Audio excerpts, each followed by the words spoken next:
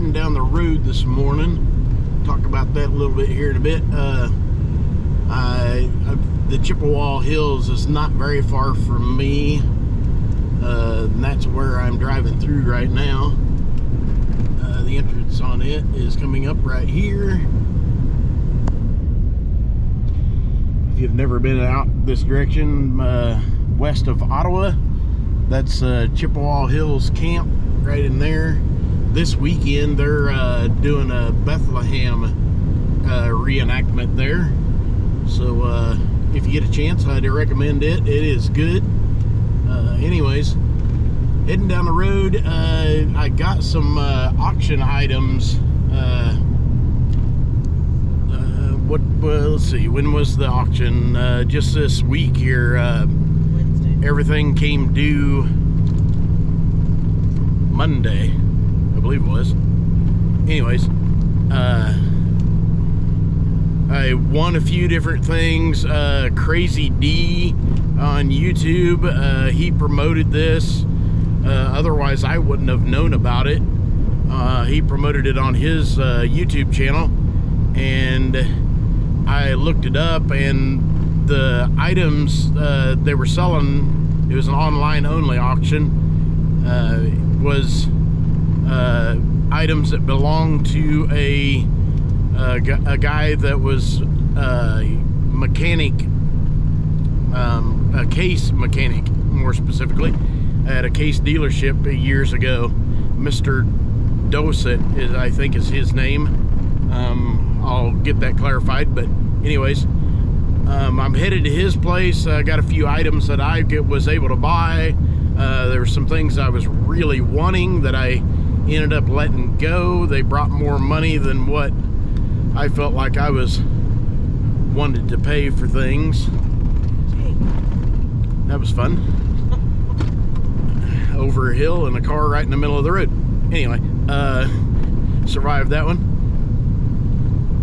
So, headed out to McPherson, Kansas. That is where this guy was living.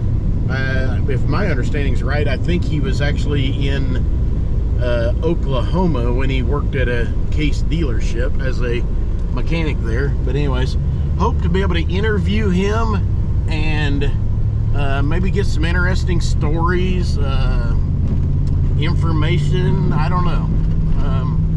Since he was on camera with Crazy D, I think maybe he'll be all right with that. I've talked to the gentleman on the phone. Seems like a really nice man, but we'll see what happens here when we get out there. But anyways, I'm definitely got to load up my items, and I'll be doing that anyways. So we'll bring you back there in a little bit.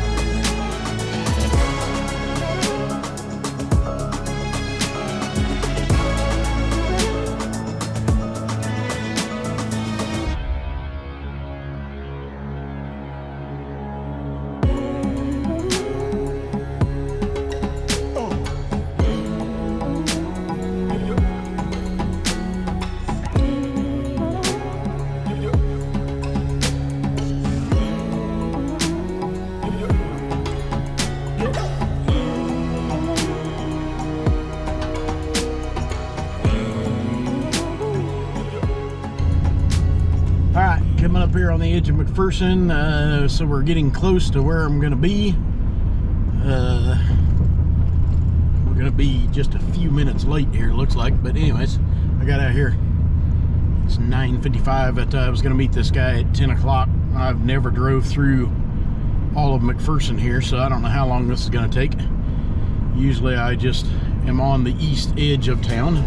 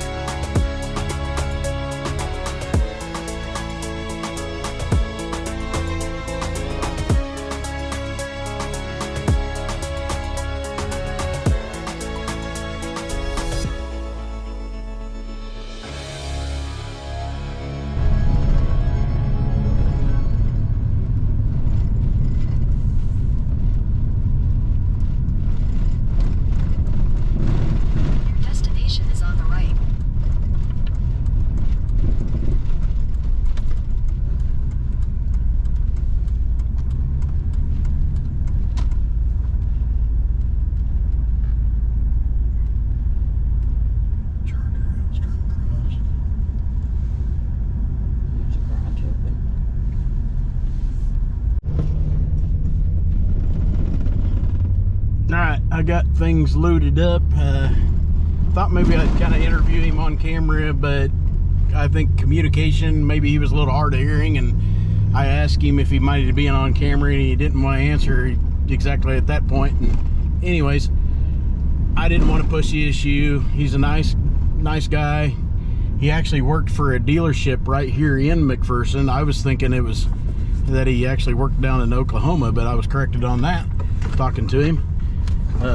Talked to him quite a bit, and he's cool. Real neat to hear some of his stories and older things. But anyways, headed down the road now, and bring you back after a while.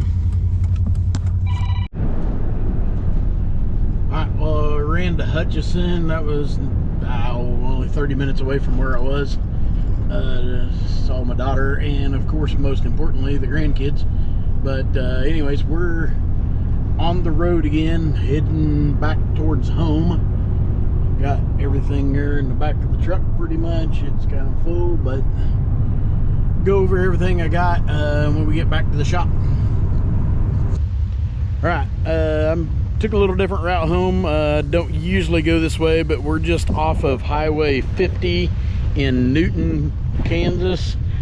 That light right off over there is the intersection of West 1st Street that's going right by me right here.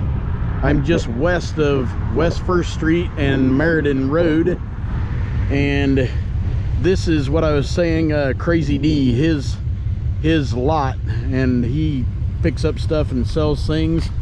What all he might have on the lot right now, just stopped by. Got a Ford 4610, a John Deere 3020 with a loader on it, an International 1066. One of his videos, I remember him talking about that one. And another International tractor over here, it looks like. Not sure what it is. Not an International guy. Got a loader on it.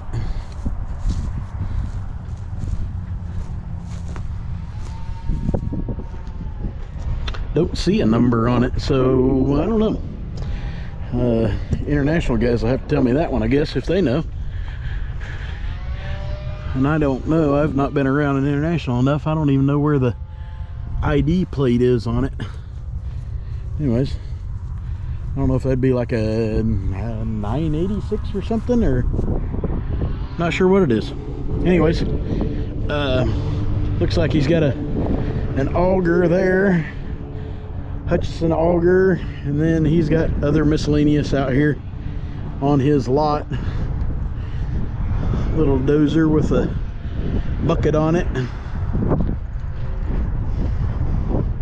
Anyways, I don't know how much he wants to sell some of the stuff towards the back of the lot, but usually I know he out here out front, well, he would sell this stuff, I'm pretty sure. So anyways, thought I'd just stop by and show you all this. Not spending a lot of time here, just gonna get on back home. I want to get home in the daylight today.